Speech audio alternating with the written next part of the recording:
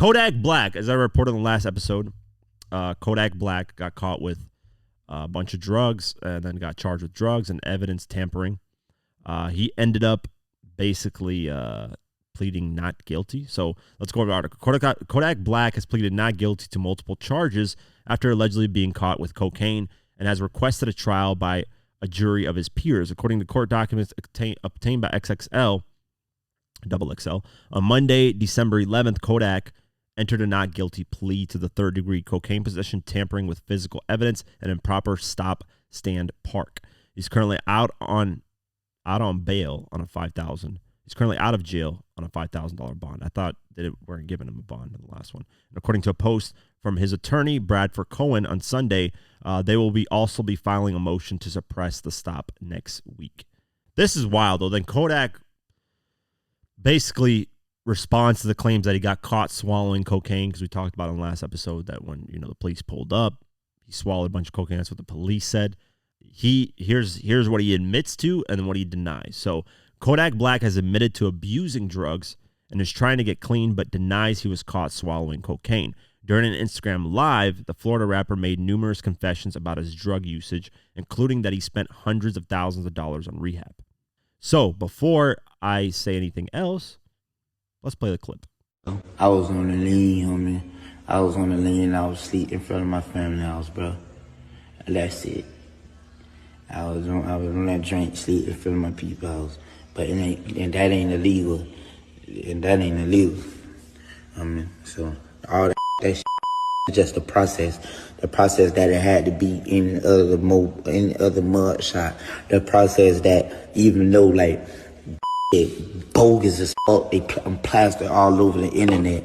Then on top of that, it's like, bro, like I'm Haitian. And then it's just like my era and shit, bro. Like hell no, like man, you better off saying that. Okay, you drink lean, you smoke weed or dead Molly or whatever type shit.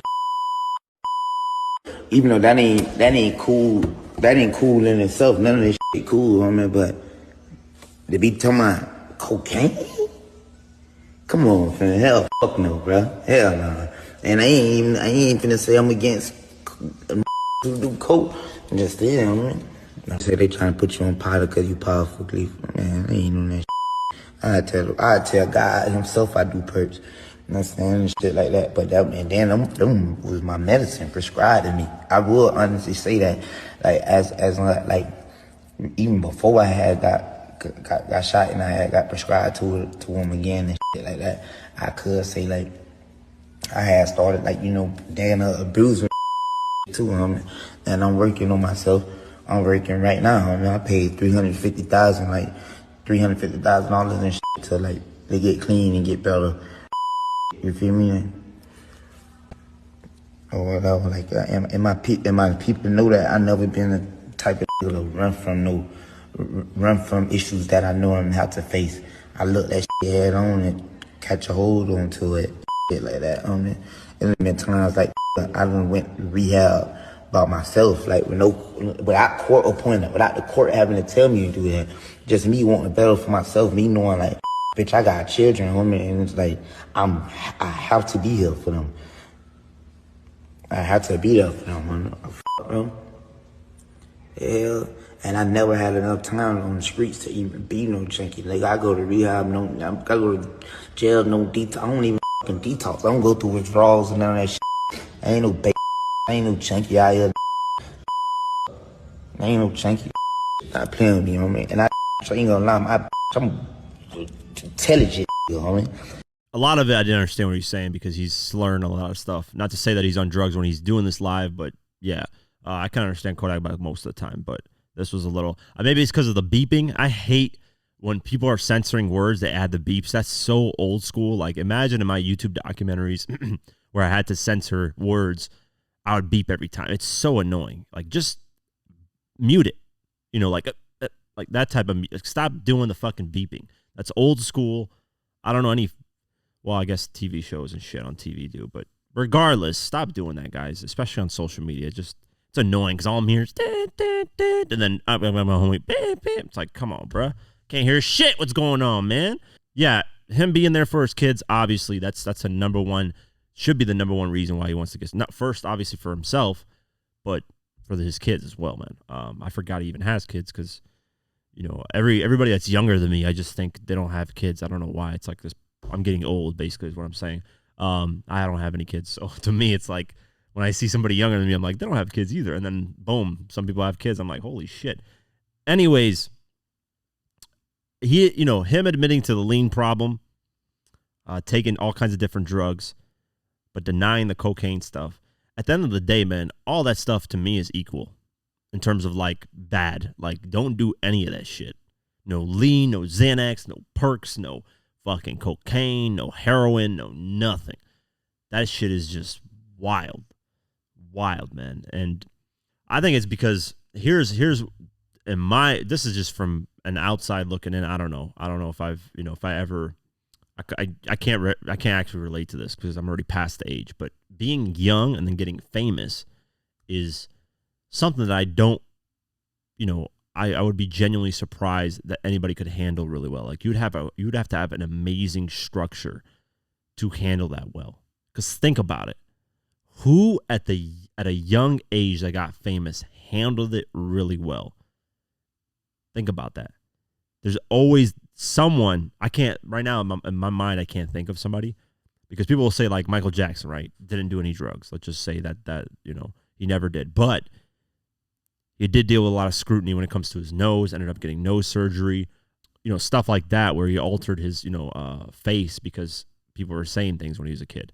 He says he did it because he needed better breathing for his music, which could be also true as well. I don't know. That's his thing of it. But he also said he got made fun of his nose at the time because it was so big, and people were like, oh my God, like his dad would make fun of him too. So trauma like that. But Michael, that's probably one example. Michael's the biggest. Like he didn't really have too much that you would be like, whoa, like drug wise or anything crazy. But a lot of these, thankfully for him, social media wasn't involved, because if social media is involved, it's a whole different level. Nowadays, you have social media involved where everything is getting critiqued every second. Everyone's a narrator. Everyone's has an opinion.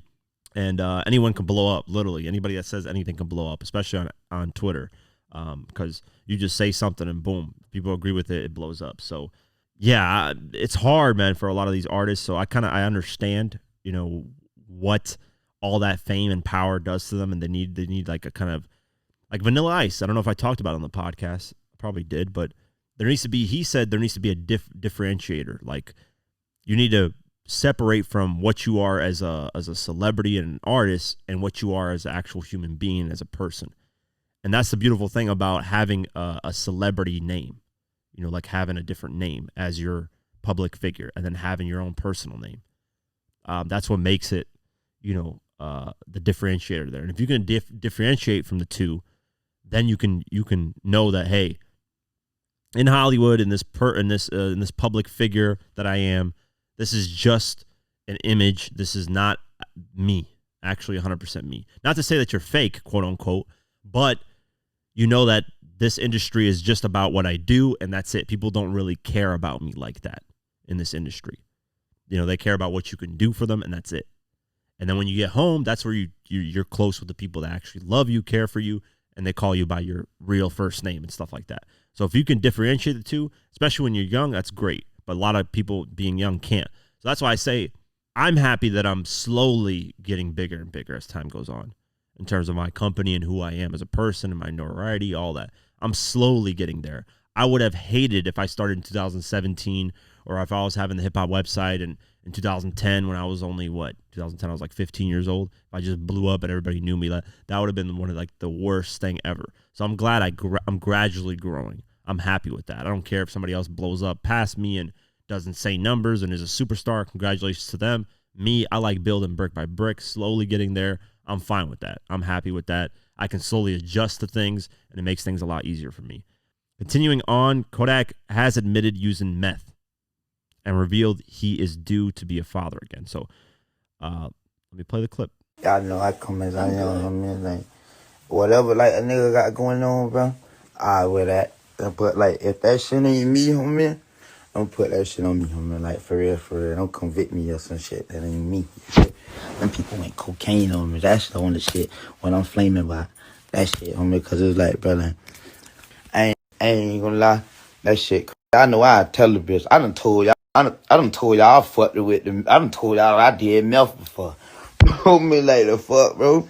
I ain't in this shit, bro. I ain't around no cocaine or put. They say you can swallow cocaine, crazy. How the fuck? And these people got no body count, none of that shit, bro. 2023, fam. He has a point. If he's willing to come out and say a lot of these different things, if he's willing to admit that he did meth, it's like, okay, but at the end of the day, man, to me, all this shit's the same. I don't care if you admitted to cocaine, meth, perks. Regardless, all this stuff is completely wild, and I hope Kodak Black actually, because spending $350,000 on rehab is a lot of money, man. It's a waste of money if it's not actually helping you. So I hope this time, when he goes to rehab, he takes it serious because, we know the Eminem story where even on Relapse, he talks about, got into rehab. Soon as I got in, I walked out of that bitch, because he didn't take it serious. At the end of the day, somebody who's addicted, they have to take them getting better serious. And when they get into rehab, they have to take it serious. Or other than that, they never will get clean. And, unfortunately, we'll end up in a situation like DMX where, he tried and just never got to that point where he could fully be clean. So yeah, man, wild story. We'll keep updated on this. And regardless, Kodak, whatever you did, meth, this, that, all bad, man. So please get clean, man. I would love to see that. Love to see your career be back on track as well because, man, you drop some hits here and then you just get into these situations, get into a messed up situation, get out, drop more hits. And, like, if he had a consistent run, oh, my God, man. I think he would have been easily up in, like, the Lil Babies and all these newer artists that are kind of, like, the new kings of hip-hop in terms of, like, the new generation. A lot of them obviously ended up dying and passing away, which is another reason why we're missing this whole gap. But I've talked about that like probably 90 million times about XXX, XXXTentacion, getting killed, Juice WRLD, Pop Smoke, all these artists that would have been the new generation, leading the new generation. And Kodak's literally up there. He keeps getting into trouble. And the same thing applied to Kevin Gates, man. He had this run in 2016, went platinum, no features, double, triple platinum on the singles, no new 2 phones, and Really, Really, and all those songs had this insane run, gets locked up, ruins the whole momentum, comes back, tries to do another run, and it doesn't really hit like the first time. In terms of quality of music, to me, I enjoyed it, but he didn't hit the charts again like he was doing because, you have this momentum and then you get locked up. People tend to forget about you, man. It's quick here, because of social media. People are just in and out. What's new? What's next? What's hot? And, people, forget. So, yeah, that's what I'm saying. Kodak Black, get in your zone, man. Get out of the drug situation.